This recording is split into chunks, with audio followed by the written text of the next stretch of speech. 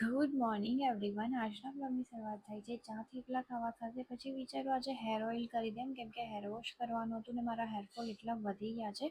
Hair oil કરીને 20-25 minute રાખવાનું હતું, તો શું કરું એ વિચારતા મને યાદ આવ્યું કે ચાલ મારો હજુ ડાયરીમાં થોડું કામ ફિનિશ કરી લઉં. આમાં જ મને મારા જૂના ફોટા મળ્યા, પણ કેટલા સારા છે. બેસીને કામ પૂરું કર્યું અને નાઈને ફ્રેશ થઈ ગઈ.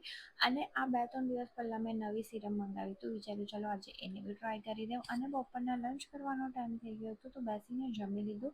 અને આખું બપોર મેં બીજું કંઈ કામ નહીં કરેલું હતું, કેમ કે મારે સાંજે રીલ્સ બનાવવાની હતી. પણ સવારથી લઈને સાંજ લગી મારા હેર એટલા ભીના હતા, તો સાંજે મારે હેર ડ્રાય કરવું. થોડા દિવસ પહેલાં મેં DIY ગયેલી હતી, તો હેર કટ કરવા માટે આ રોલ લાવેલી હતી, પણ પહેલાં જ ટ્રાયમાં ફેલ થયું અને સેકન્ડ ટ્રાયમાં બરાબર રહી ગયું.